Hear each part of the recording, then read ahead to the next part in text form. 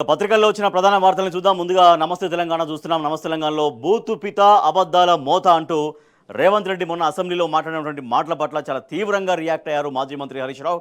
మొన్న అసెంబ్లీలో ఆయన మొత్తం బూతులు మాట్లాడుతూ అంటే బూతులు మాట్లాడదని చెబుతూనే ఆయన బూతులు మాట్లాడుతున్నటువంటి దాని విషయంలో కావచ్చు, తర్వాత అసలు బూతులు రాజకీయాల్లో బూతులు మరి పీసీసీ చీఫ్గా ఉన్నప్పుడు తర్వాత ముఖ్యమంత్రి అయినాక కూడా బూతులలో ఒక అదే ధోరణి కొనసాగించారు. ఇప్పటికి కూడా అదే ధోరణి అవలంబిస్తున్నారంటూ హరీష్ రావు తీవ్రంగా ఆగ్రహం వ్యక్తం చేస్తున్నారు. అండ్ బూతు పితగా అభివర్ణించారు. బూతు పిత అబద్ధాల మోత.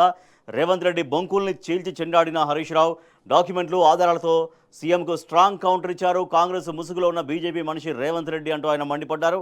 ఆయన అబద్ధాలకు జీఎస్టీ వేస్తే ఖజానా అంతా అటే.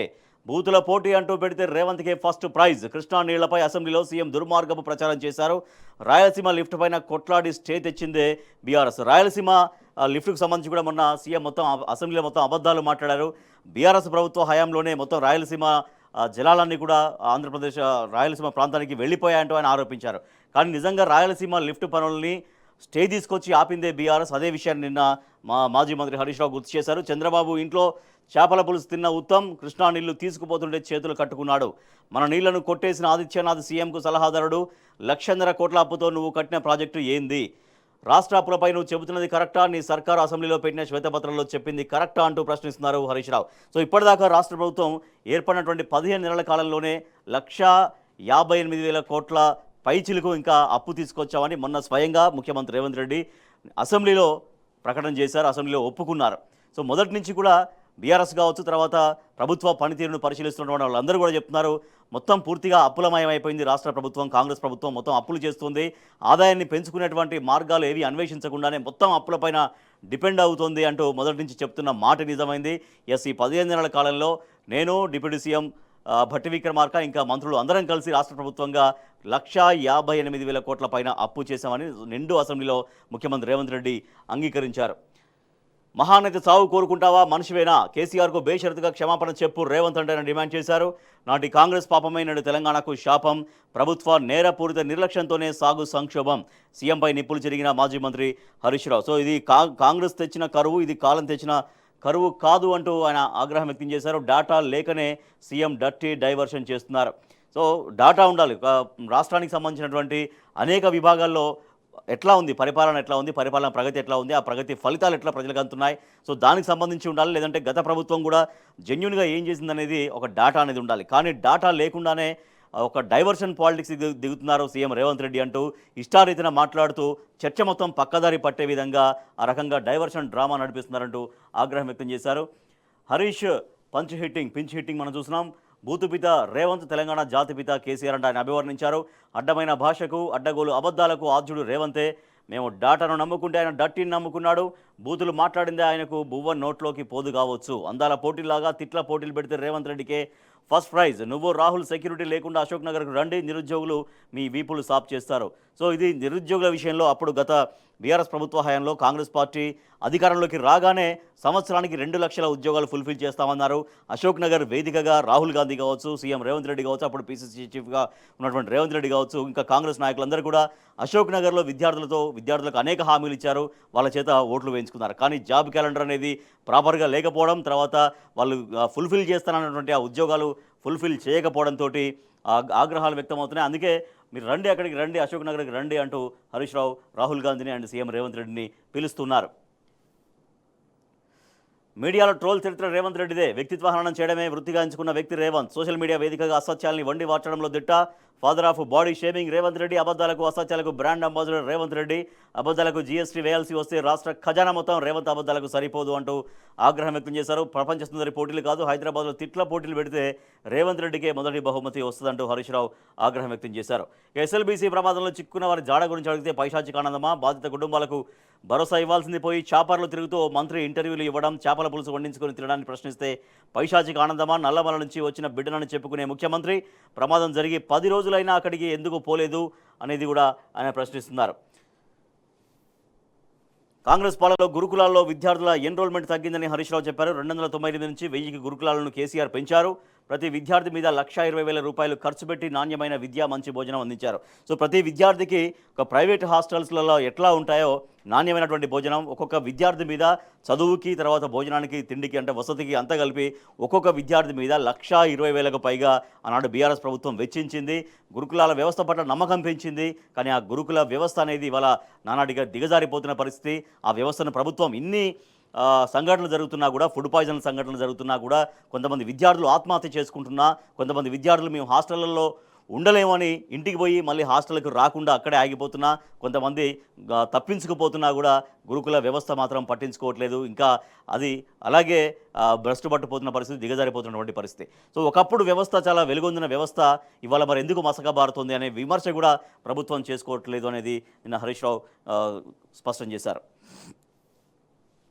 కృష్ణవాటపై రేవంత్ దుర్మార్గపు ప్రచారం. మోడీని ఒప్పించి సెక్షన్ 3ని సాధించిందే కేసీఆర్, కాంగ్రెస్ టీడీపీ చేసిన పాపమే తెలంగాణకు శాపం అంటూ నిప్పులు చెరిగారు హరీష్ రావు. కృష్ణా నీటి వాటలపైన అసెంబ్లీ వేదికగా సీఎం రేవంత్ రెడ్డి దుర్మార్గపు ప్రచారం చేస్తున్నాడంటూ హరీష్ రావు తీవ్రస్థాయిలో ధ్వజమెత్తారు. రేవంత్ రెడ్డి తన సర్కారు ఆయన పార్టీ చేసిన పాపాలని కేసీఆర్పై నెట్టేందుకు ప్రయత్నిస్తున్నారు. రాష్ట్రం ఏర్పడ్డటువంటి 20 రోజుల్లోనే కేసీఆర్ కృష్ణా నీళ్ల వాటా కోసం పోరాటం మొదలుపెట్టిండ్రు. సో అసలు తెలంగాణ సాధించబడిందే నీళ్లు, నిధులు, నియామకాలకు సంబంధించి. సో అటువంటి నీటి హక్కులను కాపాడే విధంగా, కృష్ణా జలాల్లో న్యాయమైన వాటా సాధించే విధంగా ప్రభుత్వం ఏర్పడినటువంటి 2014లో మొదటిసారి తెలంగాణ ముఖ్యమంత్రిగా అయినటువంటి కేవలం 20 డేస్లోనే అంటే నెల రోజుల్లోపే కృష్ణాలో న్యాయమైన వాటా కోసం అప్పటి నుంచే మొదలుపెట్టాడు. సో ప్రధానమంత్రి మోడీని ఒప్పించి మరీ సెక్షన్ 3ని ఆ రోజు కేసీఆర్ సాధించారంటూ గుర్తు చేశారు మాజీ మంత్రి హరీష్ రావు. తెలంగాణకు నీళ్లు రాకుండా చేసినోడే రేవంత్ సలహాదారుగా ఇప్పుడున్నారు. కేసీఆర్ కృష్ణా నీళ్లను ఆంధ్రప్రదేశ్కు రాసిచ్చారని, స్వయంగా ఆయన సంతకం పెట్టారని రేవంత్ రెడ్డి నోటికి అదుపు లేకుండా మాట్లాడుతున్నారని హరీష్ రావు ఆక్షేపించారు. తెలంగాణ ఏర్పడిన తర్వాత పంట కాలం మొదలైన వెంటనే నీళ్ల కోసం ఢిల్లీ వెళ్ళాం. తెలంగాణ నుంచి ఎస్కే జోషి, ఆంధ్రప్రదేశ్ నుంచి ఆదిత్యనాథ్ దాస్ వచ్చారు. ప్రాజెక్టులు లేకుండా నీళ్ళు ఎట్లా వాడుకుంటారని తప్పుడు మాటలతో ఆదిత్యనాథ్ దాస్ అభ్యంతరం చెప్పారు. తప్పుడు సమాచారం ఇచ్చినందుకే ఆయనకు సుప్రీంకోర్టు పెనాల్టీ కూడా విధించింది. ఇప్పుడు తెలంగాణలో ఎవరు లేనన్నట్టు తెలంగాణ నీళ్లను నోరును కొట్టినోడే రేవంత్ రెడ్డికి సలహాదారుగా పెట్టుకున్నాడంటూ హరీష్ రావు నిప్పులు చెరిగారు. సో ఎవరైతే తెలంగాణకు అన్యాయం చేశారో, ఎవరైతే తెలంగాణ పట్ల వ్యతిరేకమైనటువంటి వాదనలు వినిపించారో అటువంటి వ్యక్తినే ఇవాళ సలహాదారుగా తీసుకోవడం అనేది సో ముమ్మాటికి తెలంగాణ హక్కులకి తెలంగాణకు ప్రయోజనాలని దెబ్బ కొట్టడమే. ఈ రకంగా తెలంగాణను వ్యతిరేకించిన అధికారులని పట్టుకొచ్చి సలహాదారుగా పెట్టుకోవడం ఏంటి అంటూ కూడా మాజీ మంత్రి హరీష్ రావు ఆగ్రహం వ్యక్తం చేశారు. నీళ్లన్నీ దోచేశాక టెలిమెట్రీలా ఏపీ జలదోపిడిని నిర్వహించలేక చేతులెత్తేసి నేడు చిందులు. బీఆర్ఎస్ హయాంలోనే తొలి దశలో 18 చోట్ల టెలిమెట్రీలు ఆ రోజు ఏర్పాటు చేశారు. పోతిరెడ్డిపాడు పైన కూడా అమరిక చేశారు. ఇప్పుడు మొత్తం ఆంధ్రప్రదేశ్ ఉన్న నీళ్ళన్నీ కూడా దోచుకుపోయింది. సో తాత్కాలిక ఒప్పందం ప్రకారం రావాల్సినటువంటి నీళ్ల వాటా కంటే కూడా దాదాపుగా 10-12% ఎక్కువగానే ఆంధ్రప్రదేశ్కు తరలించుకు వెళ్ళింది కృష్ణా జలాల్ని. సో ఇప్పుడు టెలిమెట్రీలు పెట్టి ఏం ఉపయోగం? టెలిమెట్రీలు పెట్టడం అంటే ముందే పెట్టుకోవాలి, దాన్ని ముందే కొనసాగించాల్సినటువంటి అవసరం ఉంటుంది. సో దాని ప్రకారం లెక్క అనేది ఒక క్లియర్గా ఉండే అవకాశం ఉంటుంది. కానీ ఇప్పుడు దాదాపుగా మొత్తం ఉన్నటువంటి వాటా కంటే ఎక్కువగా ఆంధ్రప్రదేశ్ తరలించుకుపోయిన తర్వాత ఇప్పుడు టెలిమెట్రీలు పెట్టి ఏంటి ప్రయోజనం అనేది ప్రశ్న చూస్తున్నాం. సెన్సార్లను ట్యాంపరింగ్ చేసిన ఏపీ మాన్యువల్గానే ప్రాజెక్టుల వద్ద నీటి తరలింపు గణాంకాల సేకరణ జరిగింది. నీళ్ల నోటీసు పట్టడమే ఆంధ్రప్రదేశ్ జలదోపిడికి అడ్డుకట్ట, అదే శాశ్వత పరిష్కారం అంటున్న సాగునీటి రంగ నిపుణులు. పాలమూరు తదితర ప్రాజెక్టుల పూర్తిపై దృష్టి సారించాలంటున్న నిపుణులు. సర్కారు వైఫల్యాన్ని కప్పిపుచ్చుకునేందుకే కృష్ణా బేసిన్ ప్రాజెక్టులో 1,010 పైగా టీఎంసీలు ఏడాది వినియోగంలో అందుబాటులోకి ఉన్నాయి. ఇప్పటికే ఏపీ ఇష్టారాజ్యంగా నీటిని తరలిస్తున్నా కూడా తెలంగాణ సర్కారు మాత్రం చోద్యం చూస్తోంది. తెలంగాణ ప్రభుత్వం వైఫల్యాల కారణంగా ఏడాది ఇప్పటికే 76% పైగా జలాల్ని ఏపీ కొల్లగొట్టింది. కానీ తెలంగాణ తాత్కాలిక వాటా 34% కంటే తక్కువగానే ఉపయోగించుకుంది.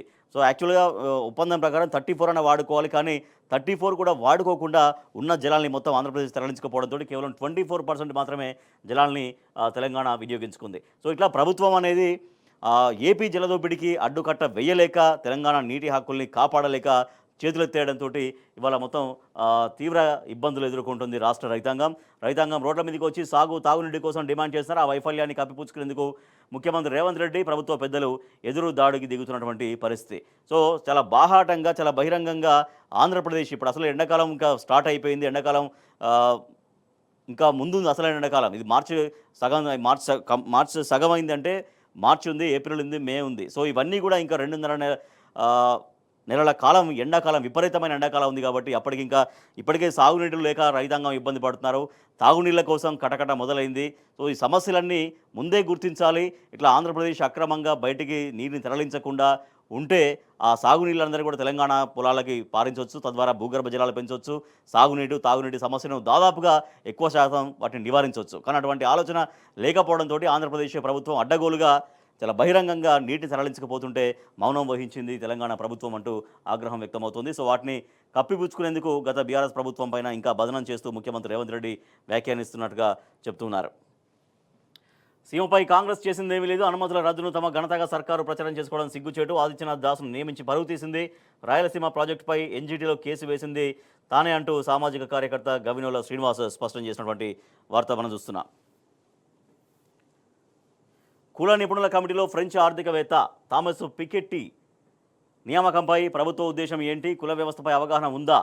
మన దేశంలో నిపుణులు కరువైపోయారా? కుల సంఘాలు, బీసీ నేతలు, తెలంగాణ మేధావులు ప్రశ్న వేస్తున్నారు. ప్రభుత్వం తక్షణం స్పందించాలి అంటూ బీసీ కమిషన్ మాజీ చైర్మన్ వక్లభరణం కృష్ణమోహన్ రావు డిమాండ్ చేస్తున్నారు ప్రభుత్వాన్ని. విదేశీయుడికి దేశ ప్రజల వివరాలు ఇస్తారా అంటూ బీజేపీ నేత అమిత్ మాలవీయ మండిపడుతున్నారు. సో థామస్ పికెట్టి నియామకంపైన ప్రభుత్వం తక్షణం స్పందించాలంటూ స్పందనలు వ్యక్తమవుతున్నాయి. ఇంటింటి సర్వే, సామాజిక, ఆర్థిక, విద్యా, ఉపాధి, రాజకీయ కుల సర్వే 2024 గణాంకాలను విశ్లేషించడానికి జస్టిస్ సుదర్శన్ రెడ్డి నేతృత్వంలో ఏర్పాటు చేసిన నిపుణుల కమిటీలో ఫ్రెంచ్ ఆర్థికవేత్తకు చోటు కల్పించాల్సడంపైన దుమారం రేగుతోంది. బీసీ మేధావులు, కుల సంఘాలు, ప్రతినిధులు, పలు రాజకీయ పక్షాల నుంచి తీవ్రంగా విమర్శలు వస్తున్నాయి.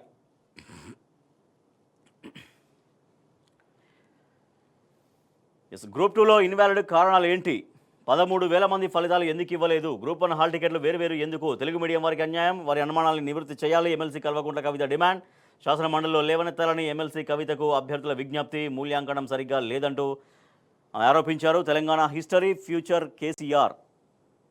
బీఆర్ఎస్ అధినేత కేసీఆర్కు రోజుకు పెరుగుతున్న ఆదరణ. ముఖ్యమంత్రి రేవంత్ రెడ్డి కళలో కూడా కేసీఆర్నే కలవరిస్తున్నారంటూ కవిత స్పష్టం చేశారు. నిజామాబాద్ జిల్లా కేంద్రంలో బీఆర్ఎస్ కార్యాలయంలో ఏర్పాటు చేసిన ఇఫ్తార్ విందులో మాట్లాడారు. ఈ సందర్భంగా మనం చూస్తున్నాం. గురుకుల వ్యవస్థకు సంబంధించి కాంగ్రెస్ పాలనలో గురుకులాలు పూర్తిగా నిర్వీర్యం. హబ్షీపూర్ జ్యోతిబా పులే గురుకుల పాఠశాల సందర్శన. విద్యార్థి ఆత్మహత్యా యత్నంపైన కొత్త ప్రభాకర్ రెడ్డి ఆవేదన. విద్యార్థి అఖిల ఆత్మహత్యా యత్నం ఘటనతో తోటి విద్యార్థులను అడిగి తెలుసుకున్నటువంటి ఎమ్మెల్యే కొత్త ప్రభాకర్ రెడ్డి, పక్కన రాష్ట్ర ఎస్సీ కమిషన్ చైర్మన్ బక్కి వెంకటయ్య. సో కాంగ్రెస్ పాలనలో గురుకులాలు ఎంత దిగజారినటువంటి పరిస్థితులు ఉన్నాయో మనం చూస్తున్నాం. విద్యార్థులకి ఆ గురుకుల వ్యవస్థ పైన నమ్మకం పోయింది. విద్యార్థుల పేరెంట్స్ కూడా గురుకుల వ్యవస్థ పైన నమ్మకం పోయింది. ఒకప్పుడు గురుకులాల్లో అడ్మిషన్ల కోసం పోటీలు పడేవారు. వాళ్ళకు తోచిన మార్గాల్లో అట్లీస్ట్ ఒక పైరవీ చేసుకోవడం కోసం ప్రయత్నం చేసేవాళ్ళు. అంటే గురుకులాల్లో అంత స్ట్రెంగ్త్గా ఉన్నాయి, అంత బాగున్నాయి. ఒక విద్యతో కూడినటువంటి అనేక అంశాలు, ఎక్స్ట్రా కరికులర్ యాక్టివిటీస్ కావచ్చు, తర్వాత రకరకాల ప్రోత్సాహకాలు గురుకులాల్లో ఉన్నప్పుడు విపరీతంగా పోటీ ఉండేది. కానీ ఇవాళ గురుకులాల వ్యవస్థ మొత్తం దిగజారిపోతున్నటువంటి పరిస్థితి. ఆత్మహత్యలు చేసుకుంటున్నారు, ఆత్మహత్య ప్రయత్నాలు కూడా చేస్తున్నారు. సో ఆత్మహత్య యత్నం చేసినటువంటి ఒక విద్యార్థికి సంబంధించినటువంటి సమాచారం తెలుసుకోవడం కోసం ఎమ్మెల్యే కొత్త ప్రభాకర్ రెడ్డి అక్కడికి వెళ్ళారు. మీ చేతుల్లో పాలన పెట్టడమే కేసీఆర్ తప్పు, స్వరాష్ట్రాన్ని సుసంపన్నం చేయడం పొరపాటు. BRS social media convener Satish Reddy react అయినటువంటి వార్త చూస్తే కేసీఆర్ని దూషించడం సరికాదు. సీఎం రేవంత్ వ్యాఖ్యల్ని ఖండించిన మాజీ ఎమ్మెల్యే పటోల శశిధర్ రెడ్డి. సీఎం రేవంత్ దిష్టిబొమ్మ దహనం. ఎమ్మెల్యే జగదీష్ రెడ్డిని అసెంబ్లీ సమావేశాల నుంచి సస్పెండ్ చేయడంతో యాదాద్రి భువనగిరి జిల్లా ఆలేరులో జాతీయ రహదారిపైన సీఎం రేవంత్ రెడ్డి దిష్టిబొమ్మను దానం చేశారు. అలాగే ఓయూలో ఆందోళనపై నిషేధం ఎత్తివేయాలి, శాంతియుత వాతావరణం కల్పించాలి, లేదంటే విద్యార్థుల తరపున పోరాడతాం. బీఆర్ఎస్వి రాష్ట్ర ఉపాధ్యక్షుడు తుంగా బాలు చేసినటువంటి డిమాండ్ చూస్తున్నాం.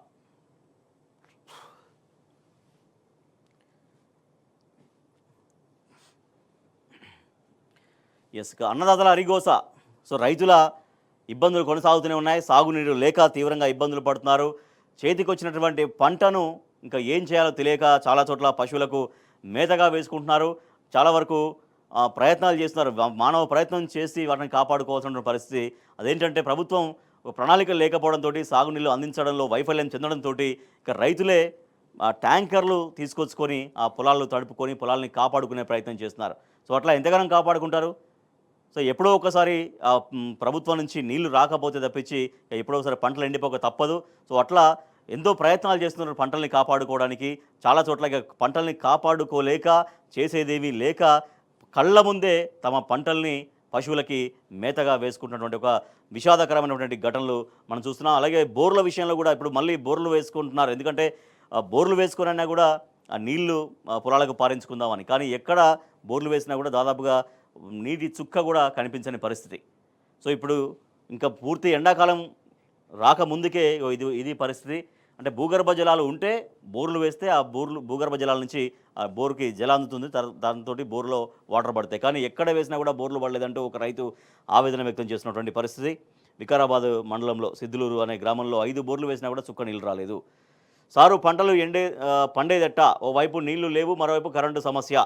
మాజీ ఎమ్మెల్యే చిరుమర్తి లింగయ్య ఎదుట రైతులు ఆవేదన వ్యక్తం చేస్తున్నారు. ట్యాంకర్ తోటి అక్కడ పొలాల్ని తడుపుకుంటున్న పరిస్థితి. పచ్చని సేలు మారుతున్నాయి, వేసిన బోర్లు ఎండిపోయాయి, పంట ఎండిపోయింది, అప్పు మిగిలింది. చేతికి అందాల్సిన పంట పశువుల పాలు. రంగారెడ్డి జిల్లా ఆకాన్పల్లిలో రైతు ఆవేదన. 9 బోర్లకు ఫ్లషింగ్ చేసినా కూడా లాభం లేదు అంటే రైతులు. మరో చోట అది ఇక్కడ చౌదరిగూడ వీరన్నపేట. రైతులు తిరగబడితే కాంగ్రెస్ సర్కారు గల్లంతే. సిపిఎం రాష్ట్ర కార్యదర్శి జాన్ వెస్లీ రైతుల దీక్షకు సంఘీభావం.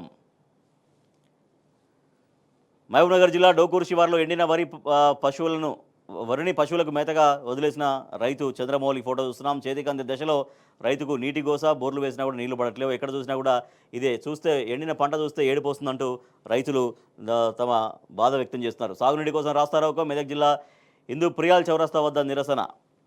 మహబూబాబాద్ జిల్లా పెద్దవంగర మండలం గుంట్లకుంటలో ఎండిపోయిన పొలాల్లో ఒక రైతు దిగాలుగా ఉన్న పరిస్థితి. జనగామ జిల్లాలో అదే పరిస్థితి. అలాగే భగీరథను పట్టించుకోవడం లేదు. నెల రోజులుగా తాగునీళ్లు అందగా తలడిల్లిపోతున్నాం. భద్రాద్రి జిల్లా దుబ్బదండ వాసులు ట్యాంక్ ఎక్కి నిరసన.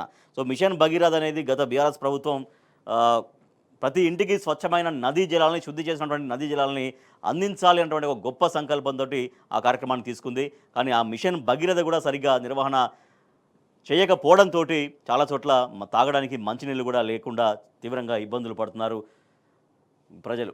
సీఎం రేవంత్కు నీటి సమస్య పట్టదా?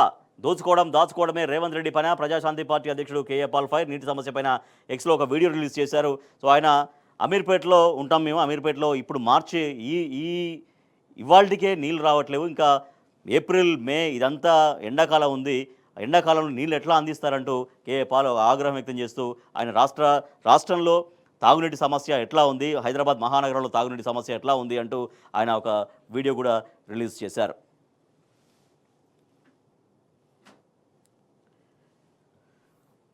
ప్రగతి సభలో సీఎంకు నిరసన సెగ. రేవంత్ రెడ్డి ప్రసంగిస్తుండగా ఫ్లెక్సీ ప్రదర్శించిన మహిళలు. సాంస్కృతిక సారథి ఉద్యోగాలు ఇవ్వాలని డిమాండ్. ఫ్లెక్సీ చించేసిన పోలీసులు. స్టేషన్ గన్పూర్ సభలో కడియంకు రేవంత్ మద్దతు. కాంగ్రెస్ ఇన్ఛార్జి గైర్హాజరు. సీఎం సభలో చిన్నపిల్లలతో ర్యాంప్ సాంగ్కు డ్యాన్సులు వేయించారు.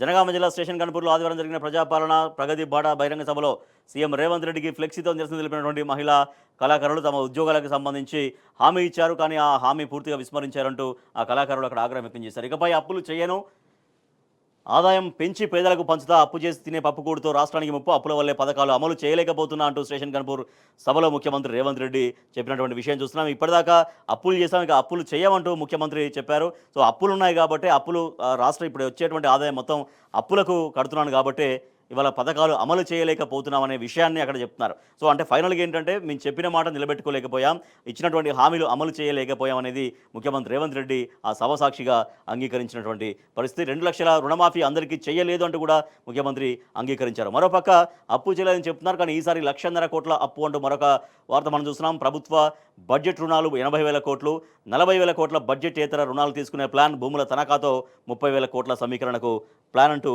మరొక వార్త చూడొచ్చు.